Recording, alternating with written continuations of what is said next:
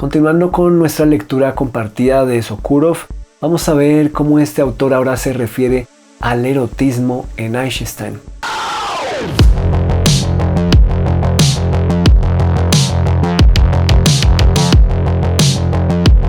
Dice Sokurov, pero su imaginación funcionaba como un enorme generador en una esfera sumamente reprimida de íntima inquietud, de una pasión adquirida por las tramas secundarias que encontraba desahogo en las ilustraciones eróticas. Lo erótico es un tema tradicional de las artes plásticas, aunque no ha producido obras maestras. Creo que ustedes y yo nos detenemos aquí para preguntarle a Sokurov si en serio considera que el erotismo no ha producido, entre comillas, obras maestras en las artes. Si bien el concepto de obra maestra es bastante subjetivo, pero podríamos preguntarles por algunos tipos de obras puntuales en la historia de la pintura que envuelven el erotismo y que podrían ser pensadas en algunos ámbitos o por algunas instituciones o esferas como obras maestras. Podrían preguntarle ustedes si acaso El beso de Gustav Klimt no es considerado como una obra maestra de lo erótico, si algunos grabados japoneses de Hokusai no podrían ser considerados como obras maestras de la pintura erótica, de la ilustración erótica, solo por poner dos ejemplos. Entonces, con este tipo de afirmaciones, más bien nos empezamos a preguntar sobre Sokurov en sí mismo, sobre qué considera que es arte, qué considera que es tradición, qué considera que es válido y que no en la historia del arte, en la misma tradición que pues afirma de alguna manera indirecta defender. Volvamos con Sokurov, dice, lo erótico es un tema tradicional en las artes plásticas, aunque no ha producido obras maestras, generalmente se restringe a la representación de la corporeidad. En los grabados de Eisenstein el cuerpo es lo menos representado.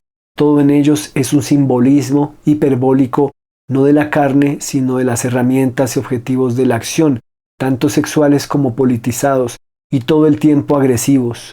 Los principios masculino y femenino que se complementan y coexisten en todas las personas, en el caso de Eisenstein, presentan un evidente predominio de la masculinidad y posiblemente la ausencia total de feminidad, es decir, de alma. La agresividad activa dirigida hacia un objeto opuesto, el, entre comillas, antagonismo en la vida y la sociedad, constituyó la esencia de la época y construyó al desarrollo catastrófico de la, entre comillas, dialéctica de Eisenstein, con toda su serie de consecuencias, tanto por su imponente obra como por su extraordinaria individualidad. Y si ustedes conocen algunos de los dibujos o grabados de Eisenstein, podrían inmediatamente contradecir a Sokurov. Tenemos siempre una excepción a la regla que Sokurov trata de crear en relación con Eisenstein. Y a propósito quiero compartir con ustedes en la descripción del video un link también a otro video de la editorial Alias Editorial sobre su libro Dibujos eróticos de Sergei Eisenstein con 155 dibujos. En el video pues nos van a explicar algo de las generalidades y de las particularidades de algunos de los dibujos escogidos en esta muestra. Los invitados que comentan aquel video también mencionan la presencia de lo erótico en las películas que conocemos de Sergei Eisenstein. Y en este video que les recomiendo también se plantea la posibilidad de interpretar algunos símbolos, algunas imágenes que aparecen en las películas de Eisenstein, las cuales estamos viendo a medida que vamos leyendo sus textos. Continúa Sokurov. Dice, si hubiera vivido en Occidente y no en la Rusia socialista, ciertamente se habría desarrollado de manera diferente. Podría haberse quedado allí, pero no lo hizo. Quizás porque conocía bien el ambiente artístico europeo, frecuentaba Hollywood y no se hacía ilusiones. Entendió que allí también sus demandas estéticas maximalistas en el proceso artístico simplemente no serían tenidas en cuenta por nadie. Su carrera en Hollywood ni siquiera comenzó. De hecho, incluso entonces hombres de cine de renombre mundial como Charles Chaplin se encontraron en conflicto con el sistema estadounidense. Traten de leer entre líneas al Sokurov que está escribiendo esto. Realmente tiene alguna intención secreta al escribir semejante párrafo. Primero comienza con una perogrullada, dice que si hubiera vivido en Occidente y no en la Rusia socialista, ciertamente se habría desarrollado de manera diferente. Pues esto sí, nada que decir. Podría haberse quedado allí, pero no lo hizo, quizás porque conocía bien el ambiente artístico europeo, frecuentaba Hollywood y no se hacía ilusiones. Ahora Sokurov va a pretender que entiende lo que Eisenstein entendió, dice, entendió que allí también sus demandas estéticas maximalistas en el proceso artístico simplemente no serían tenidas en cuenta por nadie. ¿Qué opinan ustedes? ¿Le dan la razón a Sokurov? ¿Pueden plantear que la realidad siempre es más compleja y que no se deja minimizar tan fácilmente? Quizás las razones de Eisenstein para no quedarse en aquellos otros países fueron diferentes. ¿Qué opinan ustedes si han estudiado juiciosamente la biografía de Eisenstein? Luego va a hacer una comparación entre el ambiente europeo y el Hollywood. Es una comparación bastante arriesgada, pues no son lo mismo, aunque sean industrias, van a tener grandes diferencias. Honestamente me parece problemático plantear este tipo de argumentaciones porque sigue dando importancia a las posibilidades que no tuvieron lugar. Por ejemplo, esto llevará a plantearse lo que pudo haber hecho de haberse quedado en tal país que evidentemente pues no tuvo lugar. Continúa Sokurov. Eisenstein siguió siendo un joyero cerrado y entendió visiblemente que la apuesta del Estado por el cine, precisamente en Rusia, donde no había capital privado, lo libraría de todos los problemas comerciales que se derivan de su obra. Esto le preocupaba más que la dependencia ideológica del Estado, con el que buscaba articular sus propósitos artísticos. En Occidente habría podido sentir una profunda conexión con la realidad, con el entorno artístico, y por supuesto habría hecho otras películas. Esto no quiere decir que desarrollaría tramas eróticas y que no haría colosales películas históricas. Sencillamente, en cualquier caso, no estaría infectado con la forma más aguda de enfermedad política. Todas sus ideas, todas sus películas fueron manuales artísticos en torno al conflicto entre fuerzas rivales que juegan con el mundo, el país, la sociedad. Realmente todas las ideas de Eisenstein, todas las películas de Eisenstein fueron manuales artísticos en torno al conflicto entre fuerzas rivales que juegan con el mundo, el país, la sociedad. Sokurov habla como si trabajar en Hollywood no implicara ninguna relación con política. Sokurov habla como si no existieran cineastas, entre comillas, estatales en Estados Unidos, en Hollywood. En otras palabras, cineastas que trabajan siguiendo, pregonizando, pedagogizando, expandiendo, revitalizando y perpetuando los intereses políticos nacionales en cada una de las películas que hacen dentro de esa industria. ¿Está siendo ingenuo Sokurov o realmente no ve un cine politizado o de propaganda más que en el cine que se produjo en la Unión Soviética?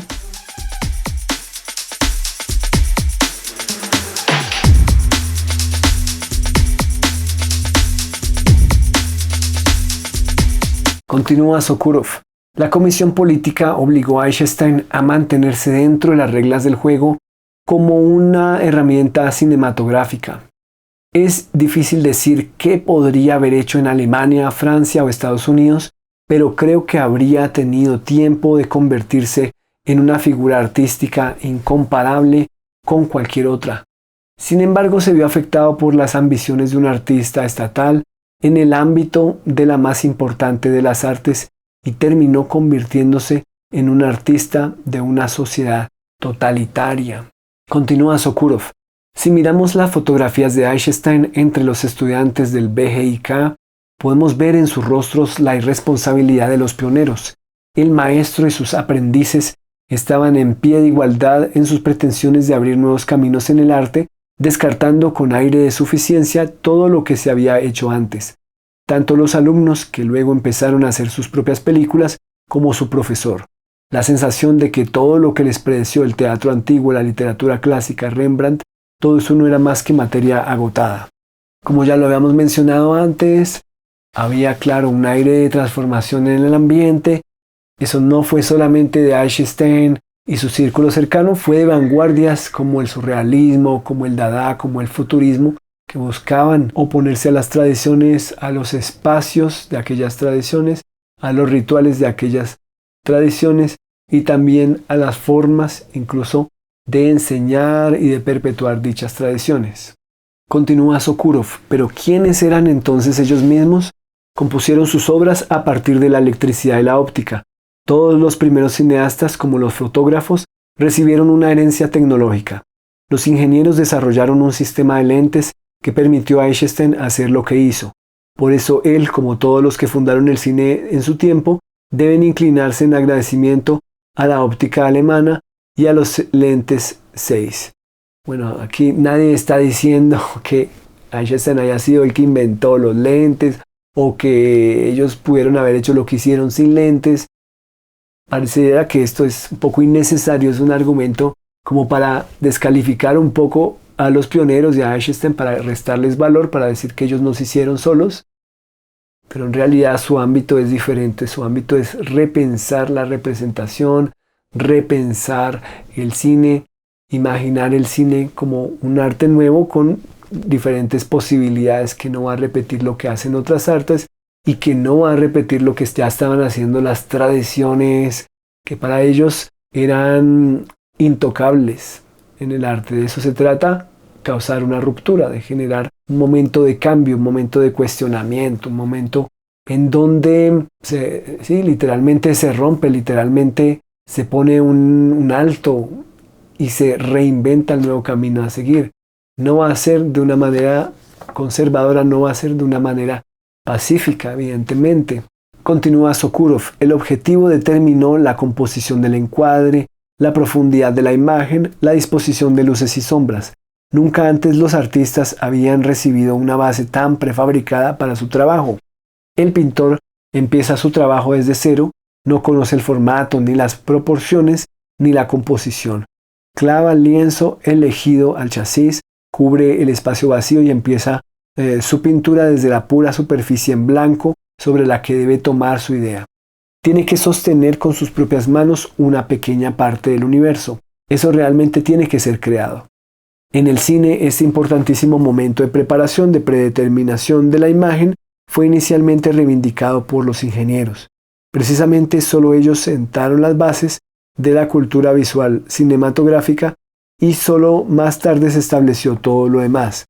El fenómeno de Eichstätt estuvo determinado por su don en esta dinámica interna, pero antes de él ya estaba Griffith con su diversidad compositiva. Repito, la razón del despegue del cine es simple. Sus artistas llegaron a territorio preparado. Simplemente mucho se les fue dado. Tal sujeción profesional no existe en el escritor, el compositor o el director de teatro. Nadie ha explotado el trabajo de los demás de manera tan completa e irrefutable como los cineastas. Ellos desde el principio no fueron autores en toda su medida. Posteriormente, cuando los grandes maestros comenzaron a superar esta premisa, surgieron complejas y minuciosas cuestiones de orden artístico.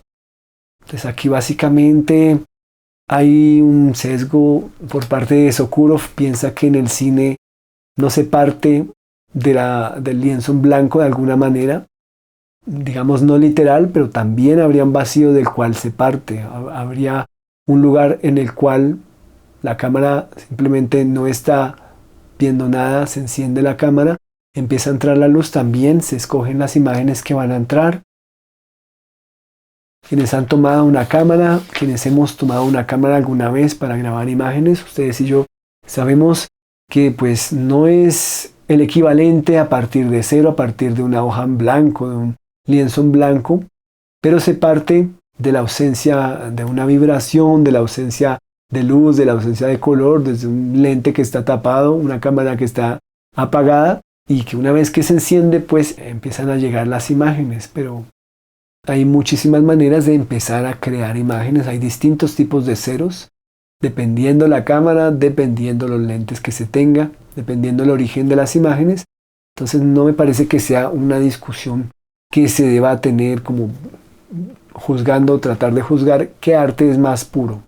Ahora Sokurov va a atender un asunto bastante interesante, que es el del cine lírico. Dice: el primero en introducir el problema de la imagen lírica en el cine fue, por supuesto, Alexander Dovzhenko. Realmente sintió la importancia de la atmósfera en la imagen. Fue Tarkovsky quien aprendió esto de Dovzhenko, quien prudentemente me dijo varias veces que había vuelto a ver sus películas.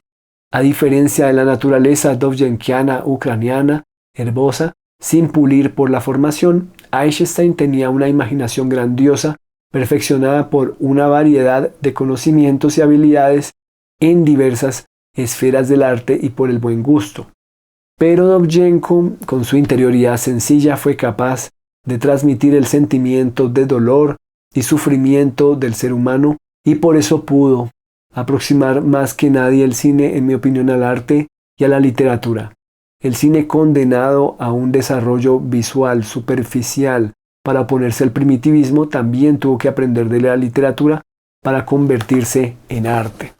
Entonces, yo veo problemas en la definición de arte que tiene Sokurov. Parece ser una definición bastante cerrada, bastante cuadriculada, bastante hermética, quizá, digámoslo así, que no deja que se permee de otro tipo de miradas, que no se deja permear de otro tipo de búsquedas, como que está buscando una pureza de las definiciones, una pureza de las tradiciones, que no permite entrar a conveniencia otros tipos de experimentos, otros tipos de búsquedas. Dice Sokurov entonces que Dovzhenko fue capaz de transmitir el sentimiento del dolor y del sufrimiento del ser humano, y que por eso pudo aproximar más que nadie el cine al arte y a la literatura.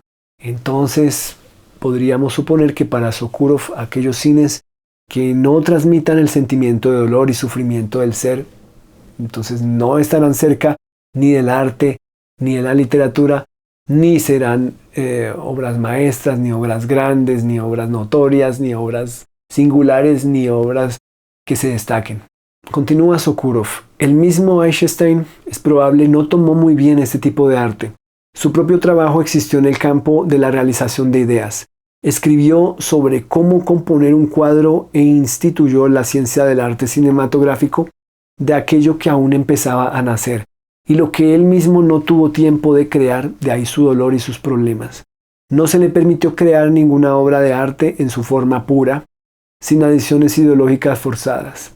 En su alma no existía el principio femenino característico también del sexo masculino. Él era solamente hombre. En todas sus imágenes se permite una agresividad masculina que nada contrarresta, ni siquiera en sus personajes femeninos. En la base de todas sus ideas está el pensamiento constructivo y el poder de lo imaginario, indiferente a la transfiguración del alma, el campo femenino. ¿Qué podríamos decir de una película tal como Romance Sentimental de Sergei Eisenstein?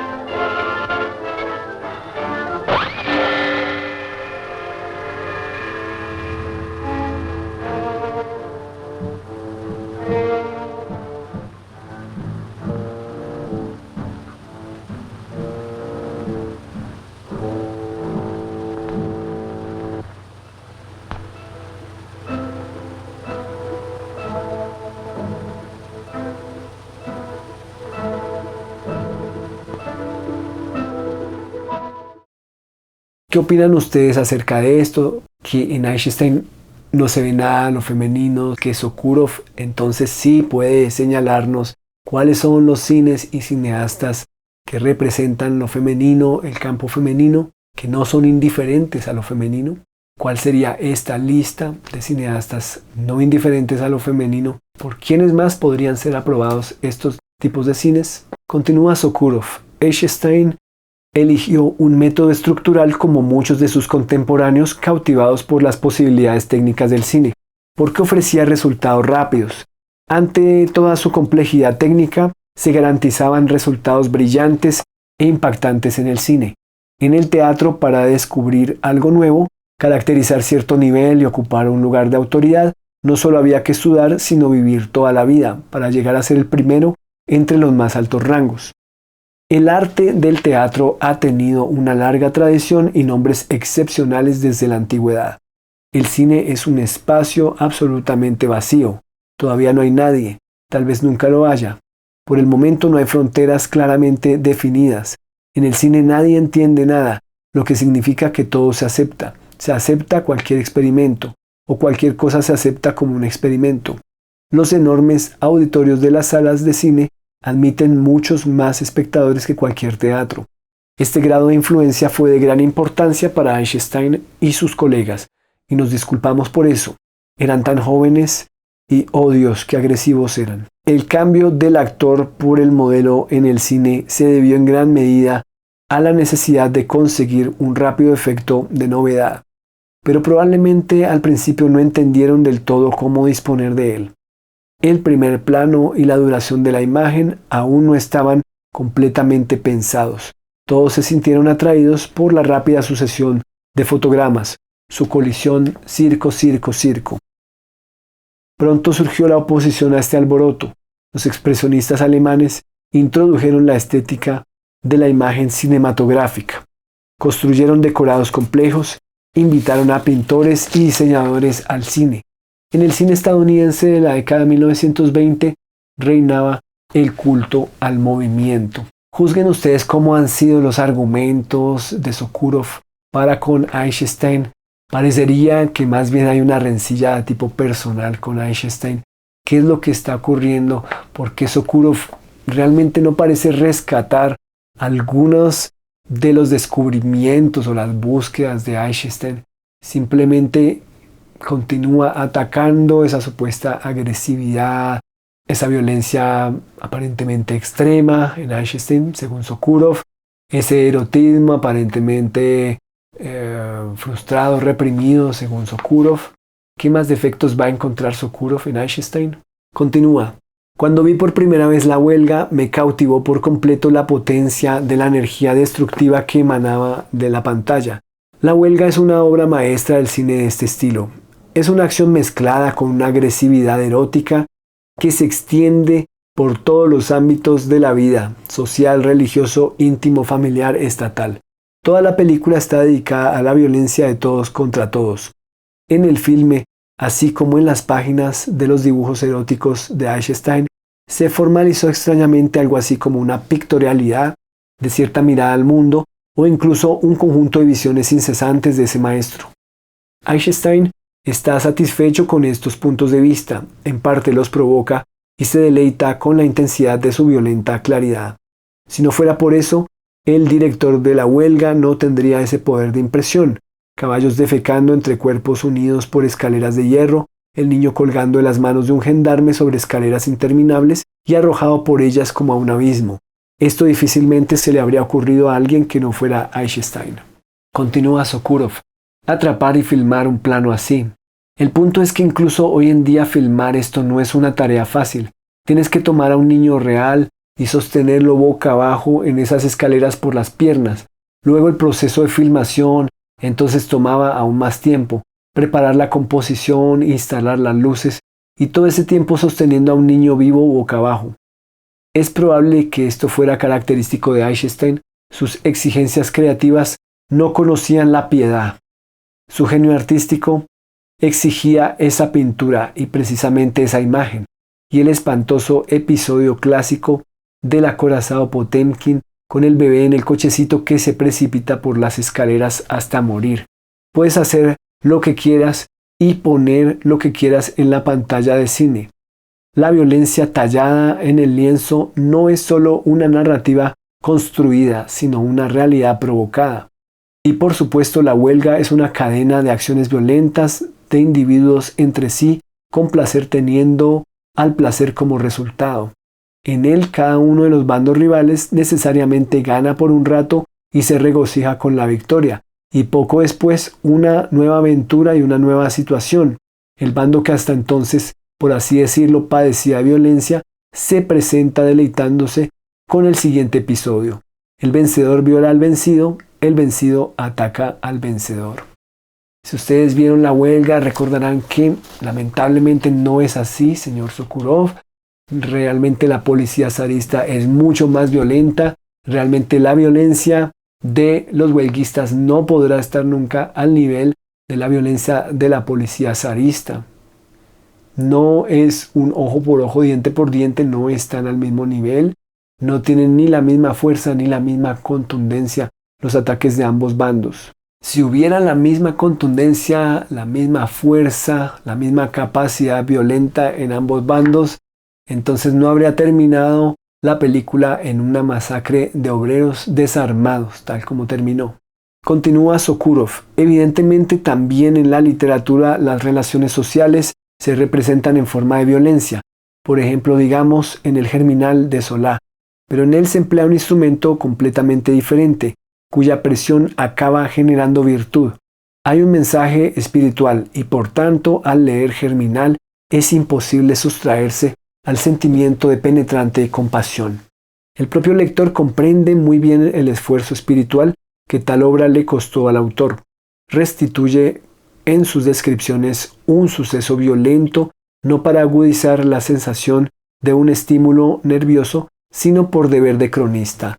No era un observador de los acontecimientos, sino un participante en ellos y aún en calidad de víctima. En la literatura rusa clásica del siglo XIX, la posición moral se pagaba con el sufrimiento espiritual del autor. Tal fue el sufrimiento de Chejov, cuya enfermedad física reaparecía constantemente como resultado de su angustia moral. Tal vez podría calmarse, recuperarse, si dejaba de escribir. Sufría el dolor de sus personajes, tal como los protagonistas de la aniquilada gaviota. La vida de los personajes, su experiencia por el propio autor, con afecto y compasión, esto es lo que me parece les faltaba a los cineastas de la época de Eisenstein. Mucho después, uno de los primeros en empezar a hablar de ello fue Mikhail Ilich Rom. En sus clases ya había surgido la tesis de la responsabilidad del director, de la conexión entre dirección y tradición literaria. No se enorgullezcan del cine, les decía en sus clases a Shukshin, Tarkovsky y todos sus alumnos. Probablemente todo esto a pesar de Eisenstein. Hablan de montaje, así que escuchen. Comenzó citando un fragmento de Pushkin que demostraba cómo un escritor arma una narración. Establecía estándares muy altos. Pero eso fue solo una pequeña dosis de apaciguamiento. Si al menos alguien más después de él hubiera dado continuidad a aquel trabajo moral, pero esto no sucedió, y la motivación moral en el trabajo de los directores no se consolidó. Les pregunto a ustedes si estos párrafos acerca de literatura tienen alguna conexión con lo que estamos viendo. Si Sokurov trata de decirle a Eisenstein que debió haber leído más literatura o que debió haber hecho más adaptaciones, ¿sería que le está insinuando Sokurov a Eisenstein que debió haber sido otro tipo de cineasta, un cineasta que se dedicara a hacer adaptaciones literarias? Continúa Sokurov. El problema de Eisenstein era la falta de compasión. Por eso sus dibujos revelan un gusto por la observación, un voyerismo por parte del autor.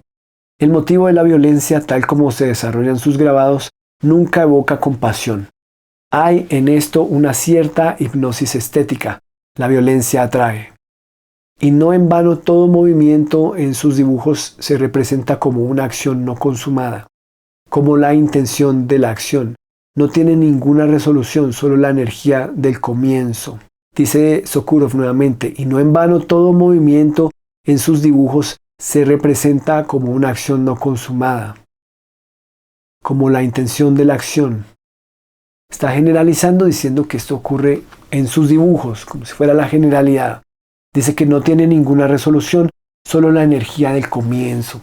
Aquí habría que ver un dibujo concreto de Eisenstein para que Sokurov nos mostrara por qué no hay resolución y por qué solo hay la energía del comienzo.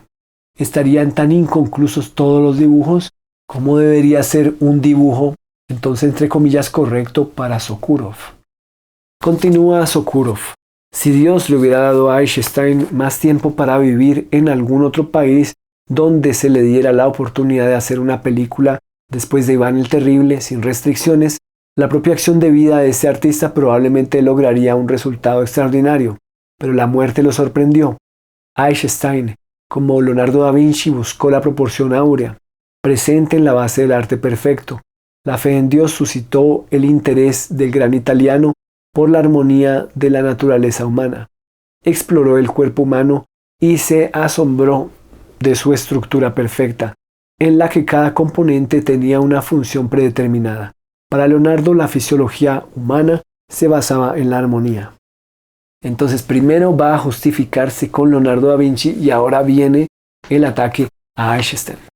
Dice Sokurov, Eisenstein buscaba en la perfecta composición de la obra de arte un contrapeso al contenido destructivo de la realidad que le rodeaba y quizás de su propia individualidad.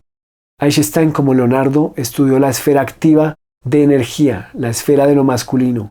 La esfera de lo femenino en el arte existe principalmente en forma de objeto o ideal. Es necesario que Sokurov desarrolle mucho más esta idea. ¿Por qué en forma de objeto? ¿Por qué en forma de lo ideal existe lo femenino en el arte? ¿Qué dicen las mujeres? ¿Qué dicen mis amigas artistas? ¿Estarían de acuerdo con esta afirmación de Sokurov? Continúa, esto no es una cuestión de género, sino de un sentido sagrado. Todavía le tocaba al arte descubrir el misterio de lo femenino. Después, mucho tiempo después. Y en la vida real el papel de la mujer es mucho más profundo y complejo que el papel activo del hombre.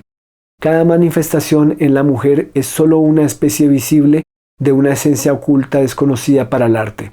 Leonardo hizo un intento de acercarse a esta esencia, distinguiendo en sus relatos una figura un tanto andrógina, o mejor dicho, en proceso de cambio.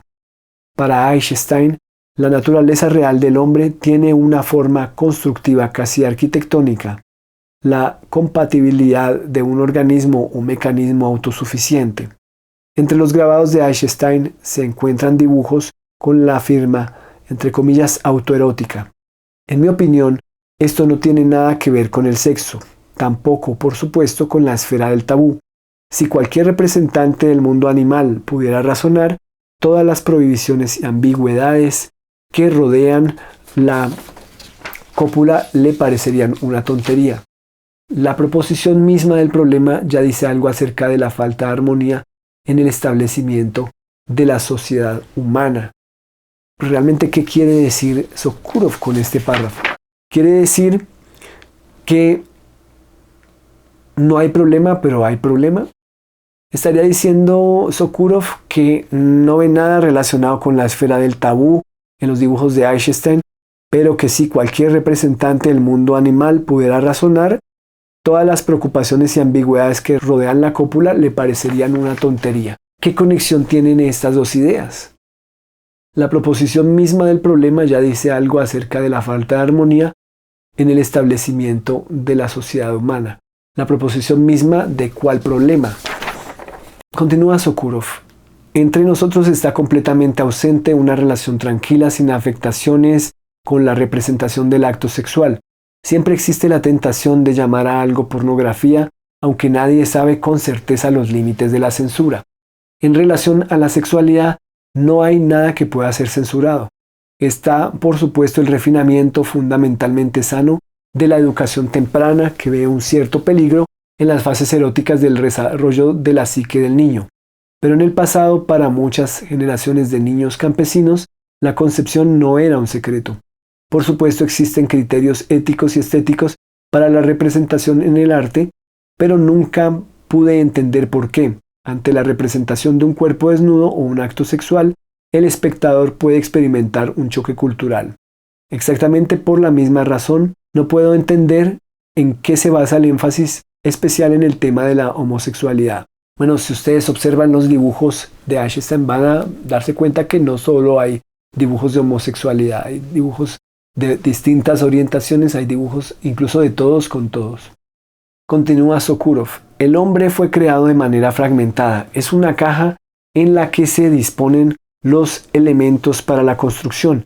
Incluso la medicina que cura las enfermedades y no el individuo desconoce o ha perdido la pista de la totalidad del ser humano. El arte trata de integrar estos elementos creando una imagen. El mundo fue creado con un defecto gigantesco. Si el mundo es el plan del creador o de la naturaleza, ¿de dónde viene este terrible defecto? Las personas son muy similares y absolutamente diferentes. Se muestra al hombre y a la mujer. Mirad, esto os daré y esto os quitaré. Y sin embargo se les dice que todos morirán, todos somos mortales. Y si miras de cerca el mundo de los vivos, la increíble naturaleza de los campos albinos más vírgenes, en medio de la hierba deslumbrante verás una batalla horrible. El canal Animal Planet nos muestra durante todo el día en detalle cómo todos los seres se cazan unos a otros, de qué manera y a quién devoran. Cómo un ser vivo muere en monstruoso sufrimiento mirando fijamente los ojos y las fauces de su asesino. Ustedes juzgarán la conexión, la compatibilidad entre estos textos y para ver cuál es el hilo conductor, si realmente se justifica la conexión que Sokurov quiere hacer entre estos textos. En lo personal pienso que ya está un poco descarrilado, pero me gustaría saber si ustedes están de acuerdo o si ustedes ven algún principio, algún motivo que pueda ayudar a hilar este texto. Continúa Sokurov. Todo lo que le queda al arte es reconciliar al ser humano con la imperfección del mundo. Es capaz, el arte, de suavizar el temperamento y preparar a un hombre para la salida al otro mundo.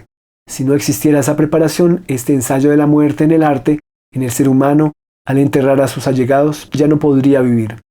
No menos importante tarea del arte es enseñar al hombre el amor, no solo en un sentido universal, sino también en un sentido profundamente físico. Los hombres toman ejemplos de su comportamiento sexual de la literatura, las artes visuales y hoy en día, por supuesto, el cine. Es precisamente el arte el que crea el efecto de educación sentimental, entre comillas, y arranca la esfera emocional de la vida de las garras de la vulgaridad. ¿Qué opinan ustedes de esta definición de arte que hace Sokurov? ¿Considerarían ustedes que el arte hace algo más, que el arte también podría chocar, que también podría cuestionar ciertos preconceptos, ciertas definiciones cerradas, ciertas definiciones estáticas de las cosas? Continúa Sokurov. El estupendo talento de un dibujante evita la indecencia de los grabados de Eisenstein. En estos grabados hay un cierto desdén por el misterio condescendiente de la cuestión sexual. Hay una variabilidad grotesca, un esquematismo del sexo. El tema erótico está permitido en la caricatura, es una parodia a su manera de la tradición del género. Grandes y conocidos artistas tienen sus series eróticas. Creo que Eisenstein vio muchos grabados antiguos con temas eróticos siendo el bibliófilo que era. Por supuesto, también está el impulso inconsciente de cumplir sus deseos eróticos y artísticos individuales. Entonces le está diciendo básicamente a Eisenstein que debía dibujar como Leonardo da Vinci, prácticamente. Bueno, no dice eso exactamente, pero en sí desearía que Eisenstein no dibujara como Eisenstein, sino que dibujara básicamente de otra forma que solo le sirve a Sokurov, básicamente. Dice que hay en estos grabados un cierto desdén por el misterio condescendiente de la cuestión sexual. ¿De qué forma no habría un desdén por el misterio condescendiente de la cuestión sexual? ¿Qué tipo de dibujos, qué tipo de trazos? Quizás una representación más realista y menos caricatura en cuanto al dibujo. Dice que hay una variabilidad grotesca, un esquematismo del sexo, El tema erótico está permitido en la caricatura, es una parodia a su manera de la tradición del género. Entonces, si está permitido en la caricatura y lo que Eisenstein básicamente hace es caricatura, entonces, ¿por qué dice que hay un desdén del misterio? Si es una caricatura y también es una parodia a su manera, pues está permitido, ¿no? Se contradice entre frase y frase, Sokurov. Entonces, también si los grandes y conocidos artistas tienen series eróticas, entonces básicamente va a decir después, o va a insinuar que las de Eisenstein no entran, no valen, no son apropiados. Continúa Sokurov. Cuando miras estos grabados sientes un nudo en la garganta porque te encuentras ante el mundo de soledad desgarradora de Sergei Mikhailovich Eisenstein, un creador condenado al aislamiento del mundo exterior, de una vida valiente, condenado a la imposibilidad de abrirse. No en vano, la mayoría de sus dibujos fueron realizados durante la evacuación de Alma-Ata durante la guerra. Es una compensación plástica al deseo sofocado de una vida libre, y este deseo sin duda fue una fuerza enorme e insuperable tanto en la propia personalidad de Eisenstein como en los artistas de su generación. Sí, básicamente, pues lo está condenando de nuevo, también Sokurov está condenado a alguien que según él ya era condenado a la soledad, mundo de soledad desgarradora, y creador condenado al aislamiento en un mundo exterior, condenado a la imposibilidad de abrirse también. Sokurov prácticamente le está dando una palabra más a Eisenstein. No le sirve nada de lo que Eisenstein haya hecho, aparentemente no rescata nada, pareciera decir que sí, que reconoce que es un gran cineasta, pero no le pasa nada, no reconoce nada positivo, no hay nada admirable, no hay nada para tener en cuenta, no hay nada para recomendar, no hay nada de resaltar, entonces no habría nada, entre comillas, para haber escrito ese texto, no. Para mí, no sé para ustedes, el texto está lleno de violencia en el sentido que no es posible argumentar con suficiencia.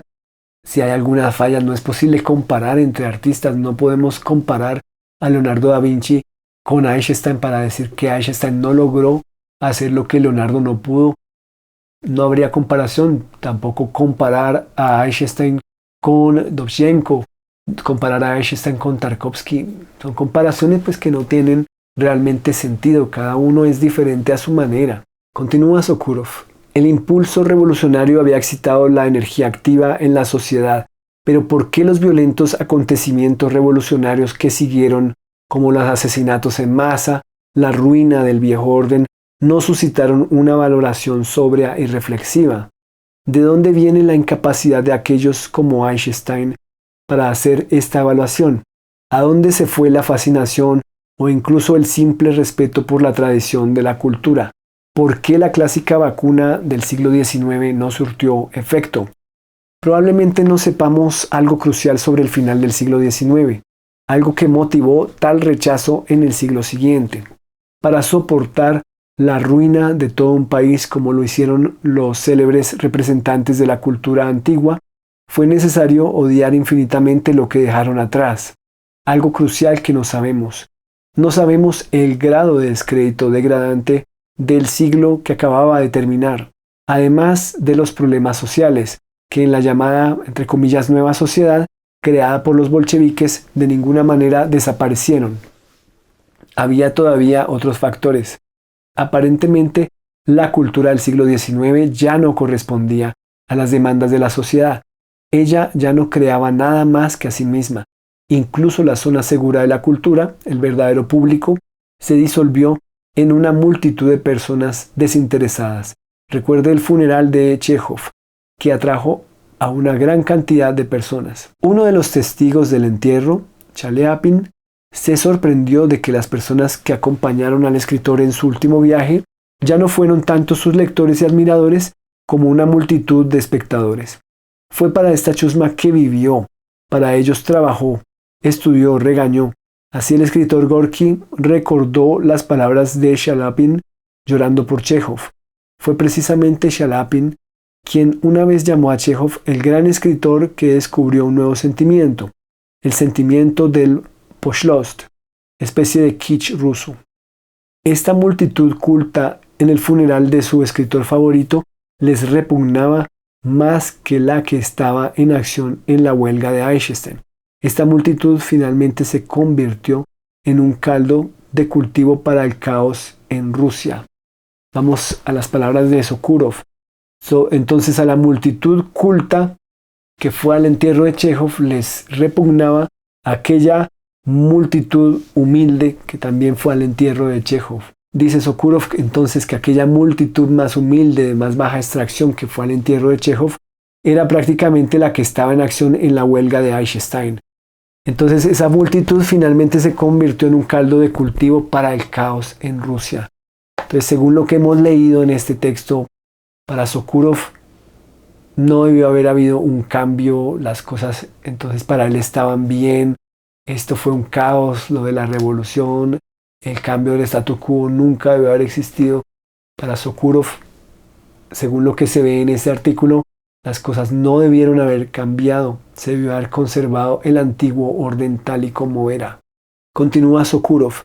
El fenómeno de Eisenstein presenta otro factor no menor, el agotamiento de la cultura y su establecimiento. Quizá Eisenstein se aferró a la llamada décima musa con tanto fervor precisamente porque era, desde su nacimiento, un anciano.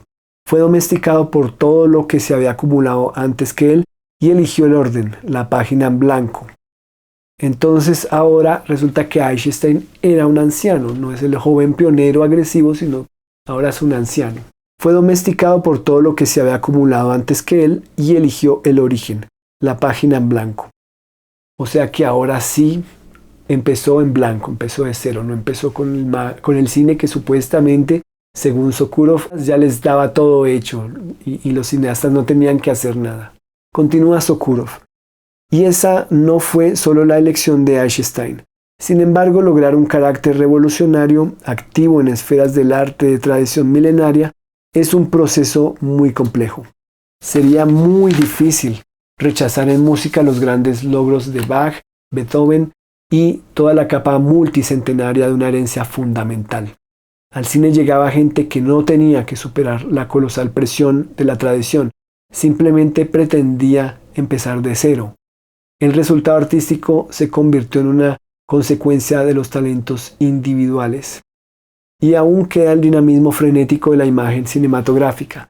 Planos, planos y más planos. Cada plano es sucedido por otro. Y no se pone énfasis en nada. Todo pasa volando.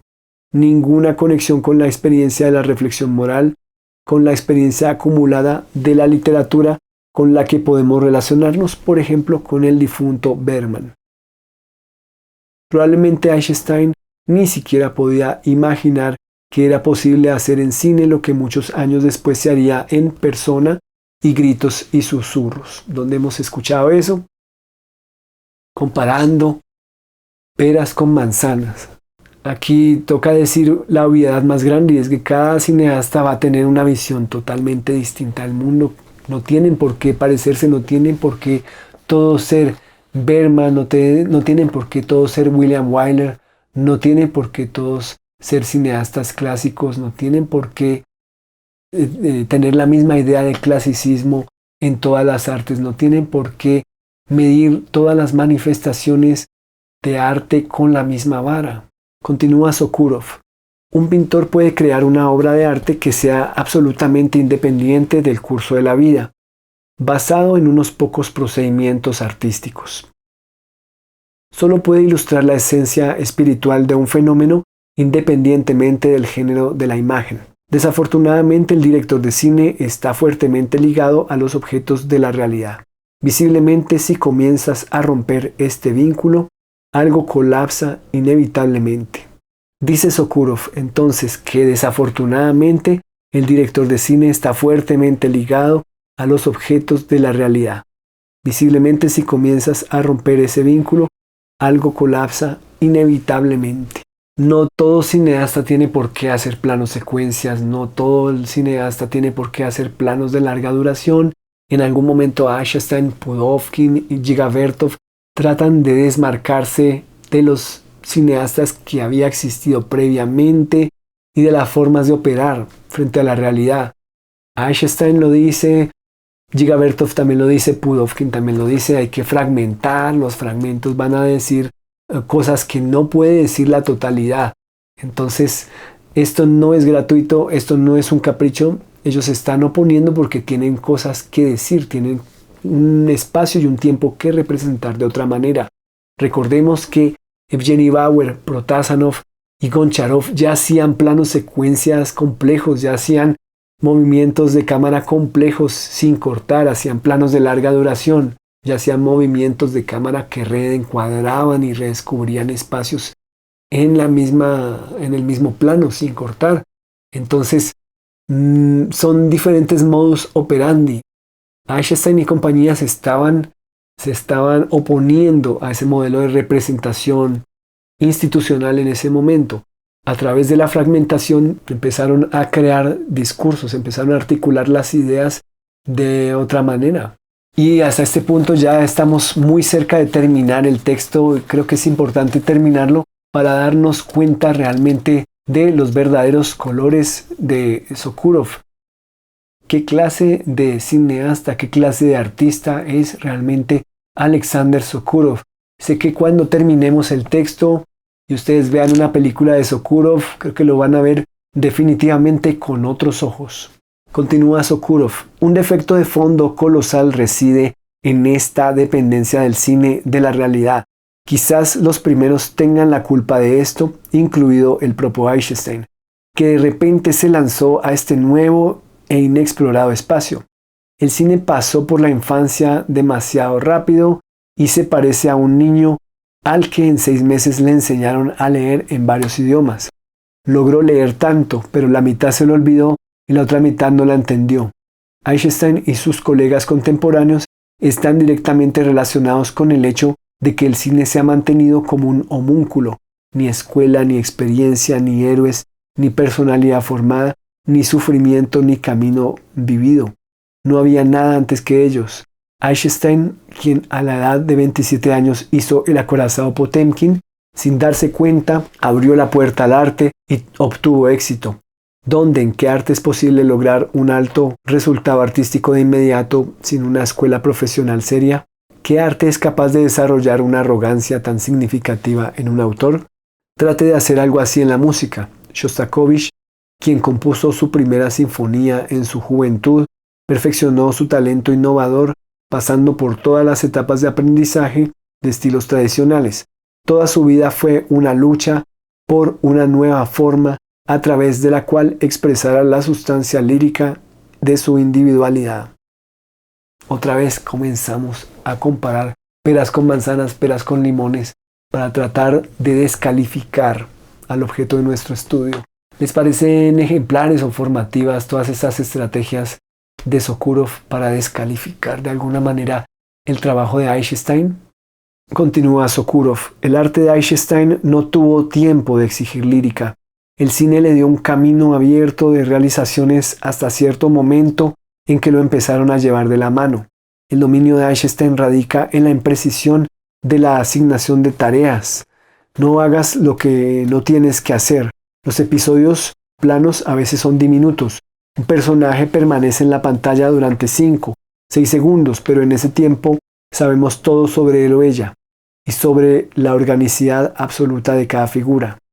En la batalla por la supervivencia, para ejercer su oficio, para seguir siendo una figura activa en el arte, el artista puede llegar a asumir los más diversos acuerdos. Cuando te toman de la mano con demasiada frecuencia y no te dejan hacer lo que quieres, terminas teniendo que hacer lo que puedes. En mi opinión, Alexander Nevsky no es lo que el autor quería, sino lo que era posible hacer. Y no estoy seguro de que la película mexicana de Eisenstein, si lograra terminarla, se convirtiera en una nueva etapa para él. Lo más probable es que la película fuera una inmersión en un estilo etnográfico romantizado, en la mitología del lejano culto a la masculinidad. Nuevamente venimos con esa mirada, trata de plantear escenarios ficcionales, realidades alternativas que, pues, dado que evidentemente no tuvieron lugar, cualquier cosa puede decirse, ¿no? Cualquier cosa vale. No es lo deseable, no es lo que queremos para un debate que nos pueda aportar, porque en ese caso Pues también nosotros podríamos decir, ¿qué pasa si Eisenstein hubiera dirigido 8 y medio? ¿Qué pasa si Eisenstein hubiera dirigido Pink Flamingos? ¿Qué pasa si Eisenstein hubiera dirigido Japón? ¿Qué pasaría si Eisenstein hubiera dirigido Batalla en el Cielo? Entonces esos escenarios serían interminables y realmente pues no nos llevarían a escenarios que nos puedan formar, nos pueden divertir, pero de alguna manera que generen otras discusiones. Continúa Sokurov. Sí, Eisenstein superó sus propios límites cuando filmó Iván el Terrible. Es posible que en cierto sentido este fuera su verdadero debut artístico. Esa es una película absolutamente nota 10, de un estudiante singular, pero todo se detuvo allí. A pesar del orden social transmitido por el propio, entre comillas, jefe, Eisenstein emerge de Iván con un alto nivel de abstracción, alcanzando esa madurez en la que los motivos individuales pasan a un segundo plano. Creo que en ese momento entendió claramente los mecanismos del poder en general y los del Kremlin en particular. Era inclinado a la síntesis analítica, vivía en un ambiente donde los rumores reemplazaban inevitablemente a la información y finalmente tenía contactos en las más altas esferas del poder.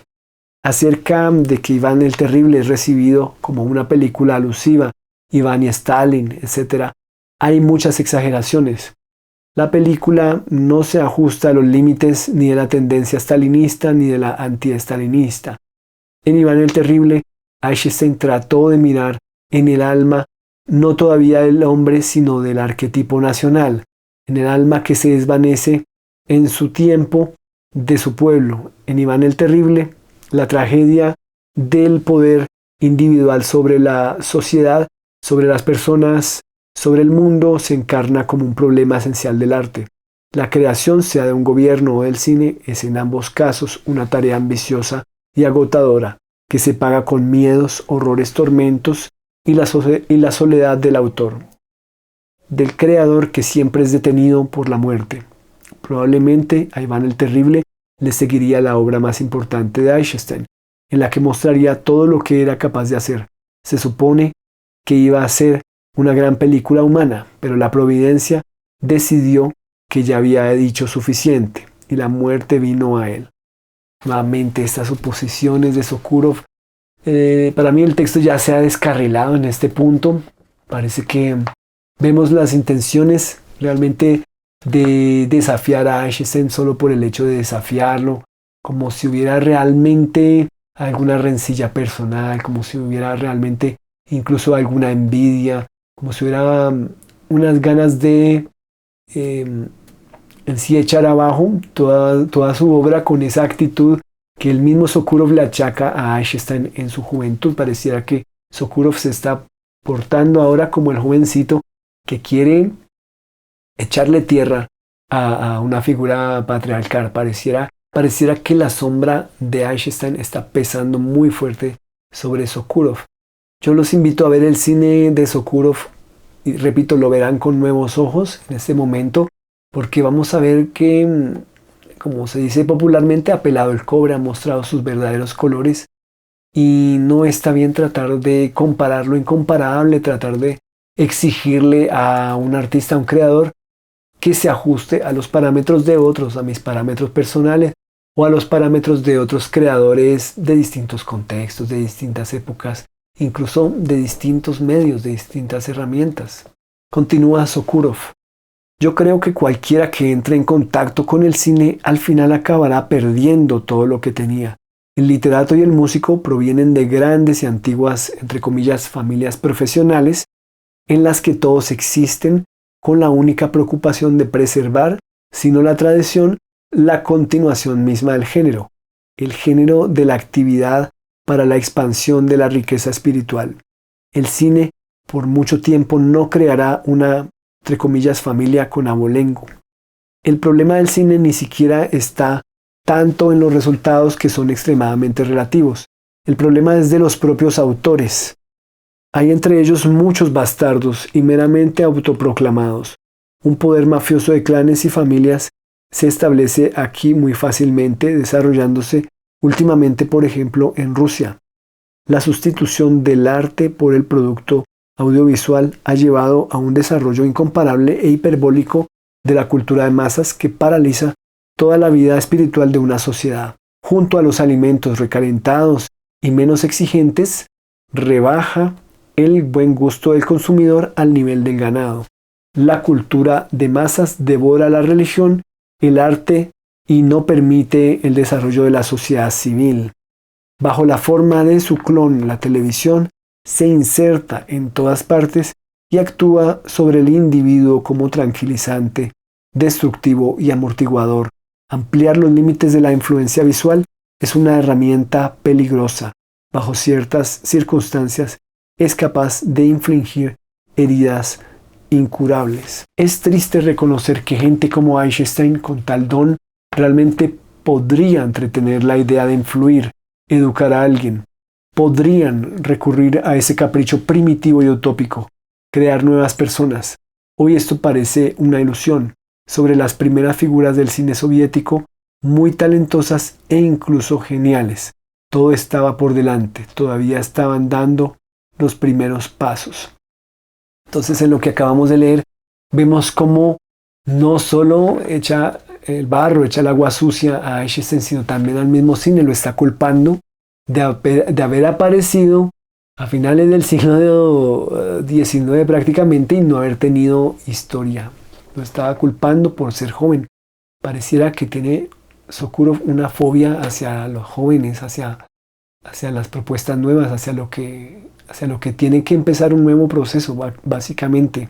Y hay algo que puede ser preocupante, que nos alerta a todos, es tratar de manejar el ego, ¿no? También tratar de dejar de sentirse superiores, ¿no? Aquí hay una persona se está sintiendo superior a otros, que piensa que lo clásico está por encima de otras manifestaciones culturales, que las tradiciones en el arte pesan más que las vanguardias, que tal estilo de música es superior a otra, tales representantes de tal arte son superiores a otros, que unos son bastardos, que otros son legítimos, que no hay obras maestras de tal tendencia, que tal tendencia es espuria, que tal tema no es digno. O sea, mucho cuidado con eso. Creo que aquí es una lección para todos, cómo podemos terminar si nos dejamos llevar por ese engreimiento también. Realmente, pues, si nos deja mucho que pensar, creo que todos hemos conocido a algunas personas que son así. Y cuando se mezcla esto también con la religión, pues también son personas que se pueden creer santos y santas, pueden seguir creyéndose aún más superiores. Pero superioridad moral, que llaman, para juzgar a los otros, para condenar a los otros, para dictaminar qué está bien o qué está mal. Y es raro, muchas de esas personas puede que no hayan hecho películas, se creen superiores, pero en este caso, este señor, Alexander Sokurov, sí ha hecho películas, ha hecho muchísimas películas. Y ustedes podrán ver sus imágenes, podrán juzgar sus películas para ver qué tanto de alma, qué tanto de verdad, entre comillas, verdad, entre comillas, feeling, entre comillas, como lo quieran llamar ustedes, que les transmita una sensación de autenticidad de las imágenes. ¿Qué tanto hay ahí? Les pregunto. ¿O qué tanto hay de pose, de artificio, de mentira, de engaño, de lobo disfrazado de oveja, de timoreto disfrazado de artista, de persona que no puede tomar riesgos, de persona que está asustada con el cambio, de persona que no puede ni siquiera experimentar un poquito con las formas, porque sentiría que está traicionando a la tradición? Los invito a reflexionar acerca de esto, sobre personas que conocemos, sobre nosotros mismos. Nos puede pasar en cualquier momento convertirnos en esa clase de persona, en esa clase de creador, en esa clase de reseñista, en esa clase de crítico, en esa clase de curador, en esa clase de profesor, en esa clase de decano. Continúa Sokurov. El cine sigue siendo diferente de otras artes. En él, los eslabones de los nuevos medios tecnológicos asimilados constituyen una corriente histórica.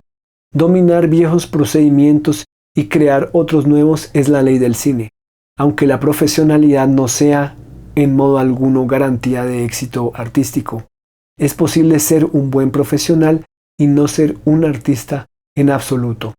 Esto se ha convertido últimamente en una garantía de reconocimiento del público. Dada la dirección innovadora de las películas de Eisenstein, que se debe a su surgimiento en los orígenes del oficio, constituyen un poderoso recurso artístico. Este es el principal valor del legado de Eisenstein. Si hubiera vivido más tiempo, sus procedimientos ciertamente sufrirían cambios. Cambiará la iluminación del encuadre, tal vez dejaría de cooperar con sus anteriores fotógrafos, probablemente comenzaría a trabajar más con planos generales y rara vez insertaría planos medios. Las imágenes abandonarían la estática. Los actores se moverían más dentro del cuadro. Eisenstein ciertamente cambiaría sus procedimientos de edición. Nuevamente suponemos que pasaría prácticamente si Eisenstein se convirtiera en Jean Renoir o en Max Ophuls. Continúa Sokurov. La teoría del montaje de Eisenstein es una joya en su corona, pero es un fenómeno estético más que metodológico. Tendría un significado duradero si el cine se convirtiera en un arte fundamental. Pero el cine está todavía en un estado de formación y todos los descubrimientos posteriores pueden convertir esta teoría en un conjunto de ejercicios elementales para principiantes. No me gustaría que esto sucediera. Las ideas artísticas, en todo caso, deben ir por delante de la búsqueda técnica, ya que son ellas las que determinan la aparición de la imagen. Dice que deben ir por delante de la búsqueda técnica, ya que son ellas las que determinan la aparición de la imagen. ¿Por qué dice esto? ¿Sería una indirecta? ¿Piensa acaso que Eisenstein está poniendo la técnica por delante? Es muy extraño que mencione esto. El tiempo en el cine, dice Sokurov, tiene más capas que en una obra literaria o musical. En ellas está la vertical y la horizontal. Aquí todo existe al mismo tiempo, incluso la pintura que brilló y desapareció. Pues si es así, ¿por qué no lo deja ver en sus películas, señor Sokurov? Finaliza Sokurov. En los grabados de Eisenstein están presentes la finitud de la composición y el instante no esculpido, presagio del cambio. Es una verdadera revelación. Claramente tenía la predisposición de un gran artista. No es de extrañar que Picasso fuera tan aficionado a sus grabados y lamentaba que las hubiera sacrificado en nombre del cine. Admirar estos dibujos se experimenta una sensación de dolor. No porque contengan ese dolor, son el juego de una imaginación solitaria pero autosuficiente. En estos dibujos está el embrión de algo que no pudo nacer. Uno mira los garabatos en los márgenes de un libro cuyas páginas no tienen ningún texto.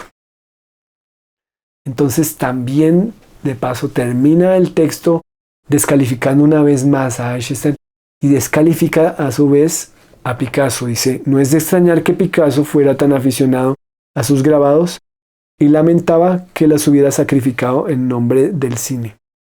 No es de extrañar que Picasso fuera tan aficionado. Dice claramente lo que Sokurov también pensaba de Picasso. Entonces, básicamente, les invito nuevamente a ver con ojos muy críticos. Esto puede ser un señor que haya ganado gran cantidad de premios, pero aquí nos está mostrando realmente cuál es su visión acerca de las artes y de las transformaciones del mundo, de la forma de representar, de la forma de asumir la experimentación, de asumir las artes. Sin experimentación no habría, digamos que, propuestas en arte. No le llamemos avances, no le llamemos progresos, sino, digamos, posibilidades. Si es un señor que no permite las experimentaciones o no quiere arriesgarse, no quiere entrar en territorios nuevos, no quiere darle la bienvenida a cambios, propiciar los cambios, entonces, pues, ¿qué nos depara su arte? ¿Qué nos depara aquello que produce? ¿Qué es aquello que produce en primer lugar? Un director de esta manera, que está cerrado a los cambios, que está casado con las tradiciones, termina haciendo evidentemente una película en donde prácticamente le lava la cara a Hitler. Muchas gracias por acompañarme en esta lectura tan extensa y tan necesaria en esta época. Creo que nos hemos dado cuenta acerca de quién es Alexander Sokurov, y eso es importante, eso vale más que muchas otras experiencias.